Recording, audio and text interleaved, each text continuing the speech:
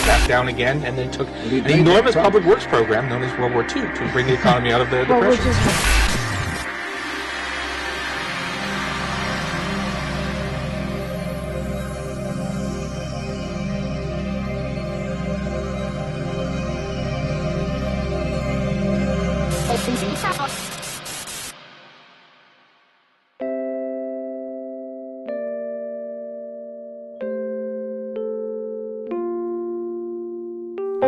What is the broken window fallacy? It all starts when a hooligan decides to throw a brick through the local baker's window. The community gathers at the bakery to discuss what has happened. I feel bad for that poor baker. He's lost a window. It's true, but if you stop and think about it, maybe it's not all that bad. After all, the baker does have to repair his window, which means the glazier will now have work to do. After getting paid, the glazier will probably spend his new income on some of your crops. Then you'll have income to spend on even more goods and services. Biscuits and gravy! The hooligan has actually stimulated the economy.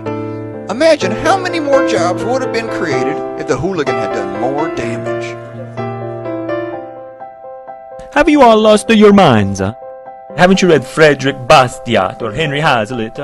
You're only focusing on what's seen, the money I will spend repairing the broken window, or while you will ignore what's unseen, the money I would have spent on a new suit. The tailor would have also spent his new income on some of your crops, a farmer giving you more income to spend on other goods and services.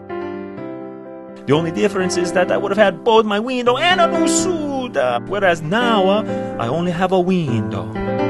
This hooligan has cost our community a new suit. The story of the hooligan shows us that physical damage destroys wealth. After all, if the hooligan's act actually did stimulate the economy, then society would have been better off if he had destroyed the sign, the building, and the rest of the town. But the broken window fallacy is much more prevalent than it may first seem. In fact, it remains at the core of mainstream policymaking. For example, when the government claims to create jobs by financing public works programs, such as construction, it does so at the expense of its citizens in the form of either higher taxes or inflation. The citizens would have spent their tax dollars on other goods and services, like refrigerators or surfboards or movie tickets, which would have increased job growth in those industries. Because these goods will never be produced, however, these potential jobs remain unseen. But they are no less real and no less important as the jobs that we do see.